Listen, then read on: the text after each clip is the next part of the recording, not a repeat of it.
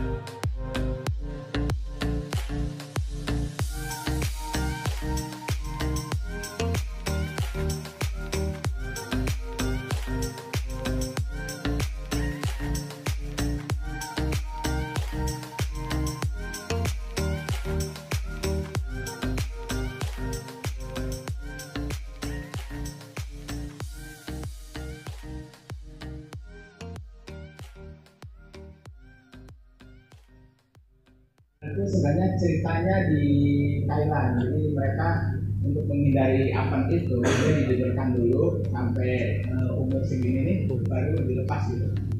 Dan cuman memang perlu ini gitu ya, perlu penanganan lagi gitu. Itu akan bisa lebih kuat ya. Lanjut. Ini lahan dan air media. Melakukan desinfeksi semua sumber air media yang menggunakan air laut maupun air tawar. Jadi ini yang memang lagi-lagi kualitas air harus dicek ya. Jadi saya nggak tahu kalau misalnya Cilacap, Kebumen, Purworejo gitu ya. Kalau Jogja mungkin Kulon Progo, Bantul tidak terlalu jauh ya. Nah ini Pak Ilham harus pintar-pintar ini. Purworejo, Kabupaten Purworejo, Kebumen, Cilacap tuh. Mau taruh di mana labnya atau mau masing-masing dekat gitu? Hah? Oh alhamdulillah. Kabupaten mana? Purworejo. Kaduana, Cilacap ya. Otot. Oh ya sudah, alhamdulillah. Kalau lebih dekat lagi situ Kebumen mungkin lebih dekat lagi Cilacapnya. Kalau enggak, saya pengen unsur itu di undang gitu Pak. Siapa tuh di sana ada lab dulu kan ada lab mikrobiologi tuh. Almarhum siapa Profesor Agus Irianto ya, itu dulu aktif ya. Itu juga sebenarnya bisa itu. Jadi Universitas Jenderal Sudirman untuk mengawal Kebumen sama Cilacap. Coba saja ya. Tapi namanya juga kan kerjasama kan lebih dekat, lebih bagus kan. Kalau semua ke Purworejo lebih dekat ya nggak masalah kan. Terus nanti sehari sampelnya ada berapa kan gitu, bisa pertangannya kan. Jadi ini lahan air media itu harus dicek ya, kemudian dibersihkan dengan bahan bakunya ini yang harus dihitung gitu ya. Nah ini kan perlu ada penanganan khusus lagi. Jadi nanti saya berpikir SCI Jawa Tengah itu ada orang yang mensupervisi laboratorium, kemudian ada yang menangani kualitas air. Jadi kalau ada apa-apa itu bertambah bisa. Pak ini kualitas air bagaimana cara mengukurnya gitu, sudah ada yang handle lah gitu ya. Nah, cuman apakah ini bisa apa tidak gitu, itu yang mungkin jadi tantangan kita ya. Lakukan kemudian kandungan bakteri ini juga ya, ini perlu laboratorium. kestabilan ini yang mungkin nanti ada Pak Pit ini, kita ya mungkin berbagi ini kestabilan lingkungan ya, dan melakukan sampling air media lumpur dasar untuk pemeriksaan pakan ini. Jadi ini yang harus dilakukan ya, gitu. Ini untuk lahan dan media langsung nih. Terus, nah personil. Ini yang mungkin ya, personil ini membatasi lalu lintas personil antar area gitu ya. Nah ini yang mungkin saya nggak tahu. Kalau di air tawar itu kadang-kadang orang masuk kolam ini masih basah, di bak sono netes-netes gitu ya, gitu. Nah saya nggak tahu kalau ditambak seperti itu, karena kami waktu di Jakarta itu pernah menemukan kristal violet di tambak udang. Jadi apakah itu ada pekerjanya nyuci pakai sabun, kemudian dia dijemur gitu ya, ada netes gitu ya, karena itu berapa satu mikrogram per kilo gitu, alatnya itu bisa mendeteksi segitu banyak gitu. Kan nggak mungkin kita ngasih apa namanya sabun ke itu kan gitu. Tapi terdeteksi itu. Jadi ini apa namanya membatasi lalu lintas personil antar area gitu. Kalau di Global Gain di hatchery induk unggul itu, kita kesana itu kamu habis dari hatchery enggak gitu. Kapan hatchery terakhir? Itu 74 jam ya. Nggak boleh. Kalau 2 hari yang lalu baru dari hatchery nggak boleh masuk itu ke bibit unggul udang itu. Makan udang. Jadi waktu itu kita punya tamu dari saya kira sama Bu Naim dari Arizona, Profesor Leitner. Kemudian disebutin lah kita itu udang gede-gede sama lobster. Begitu di situ, wah kan mau masuk ke lab sana, masuk ke hatchery, akhirnya tidak dimakan. Jadi ya pengawalnya itu yang makan, termasuk saya juga nggak makan. Jadi biosecurity sampai ada yang sampai seperti itu kan, untuk jaminan ke internasional bahwa proses produksi saya itu memang menggunakan biosecurity yang sangat ketat. Kalau ditambah mungkin enggak lah, untuk ini personilnya aja lah ya. Menerapkan prosedur sanitasi, genetis, karyawan, pengunjung, kan suka ada bak-bak itu ya, bak-bak yang apa namanya mencuci hama itu juga salah satunya untuk apa namanya menghindari penularan penyakit. Terus juga pas mobil itu biasanya masuk di sini juga ada tempat sanitasinya kan, gitu. Yang ada itu biasanya sudah dibikin kubakannya, tapi airnya kering karena mungkin tidak apa ya, tidak diisi gitu ya. Ini juga saya sering lihat di lab juga ya. Aja. Nah sekarang kalau sudah ada, jadi kalau misalnya ini ada malam ini ada kematian massal, kemudian ada petugas lab bawa sampel diuji ternyata positif, gitu ya. Bagaimana caranya ini? Nah ini yang pemusnahan namanya eradikasi ini, udang dan media budidaya, air dan lada yang terdeteksi potensi agen yang terdeteksi positif apen harus didesinfektan menggunakan aporit. Nah ini yang menjadi perdebatan ini. Pak Masku, orang saya udangnya mati, saya harus beli bahan kimia lagi, gitu ya. Akhirnya kasihlah gitu ya, buang dengan tanpa di apa namanya di sterilkan. Masalahnya ini kan ke lingkungan sana ya, nanti nular lagi ke sana gitu.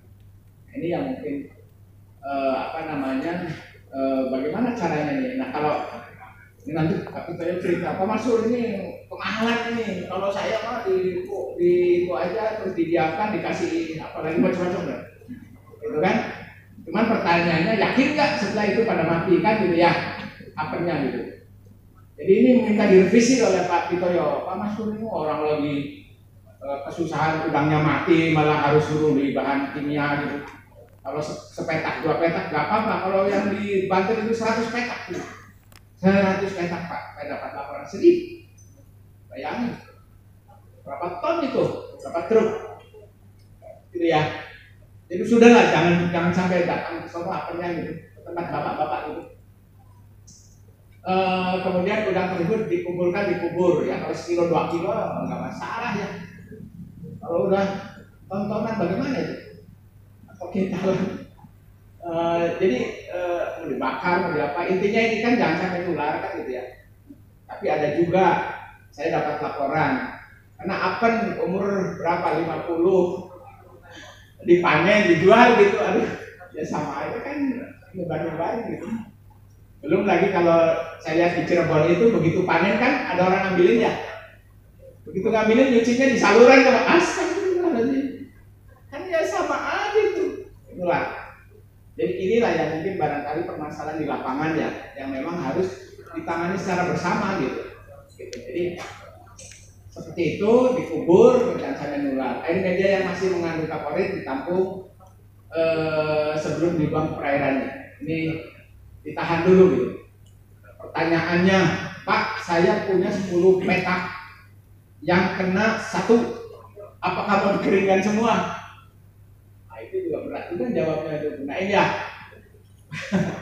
Kalau prosedur biosecurity mah semuanya gitu. Ya, terus bagaimana gitu?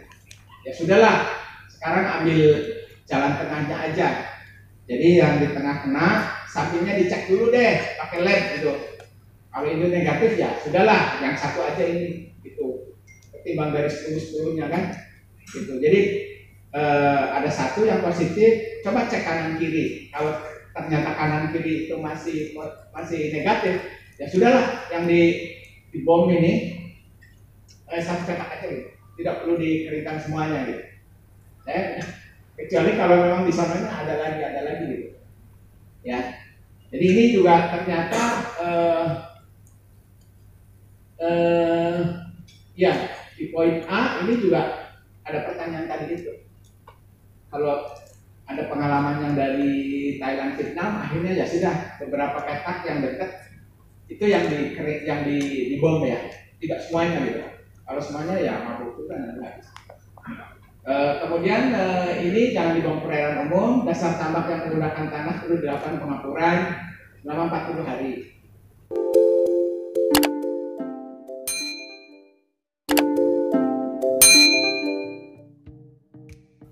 Ini 40 hari kan sebulan ya, lumayan lama. Ini untuk pemusnahannya, terus ini. Kemudian dasar tambak yang menggunakan plastik membersihkan dilakukan dengan penyemprotan ya, dengan kaporit tadi ini buang lagi kan ya. Jadi memang perlu banyak biaya ya. Kemudian dikincir segala macam harus dibersihkan. Kemudian saluran inlet outletnya juga ya, ini juga harus dibersihkan. Terus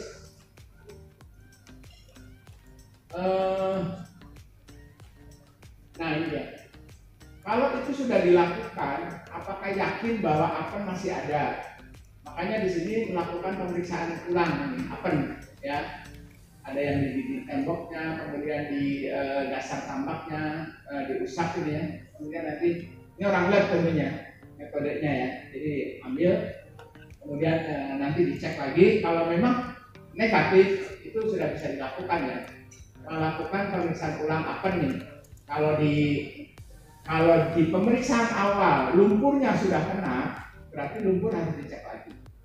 Gitu ya. Kalau tandonnya kena, berarti tandonnya kena, diulang lagi. Tapi kalau hanya air medianya saja sama udangnya kena lumpur dan tandon masih negatif, berarti tidak perlu lagi. Ya. Karena ini 250.000 1 sampel ya. Kemudian di sini ya, jika hasil uji ulang dinyatakan negatif, maka petakan tambak dapat digunakan untuk budidaya udang kembali. Alhamdulillah ya.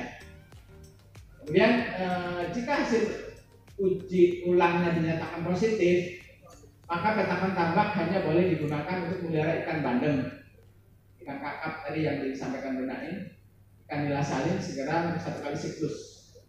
Nah, saya dapat informasi di Lampung bahwa ini dilakukan.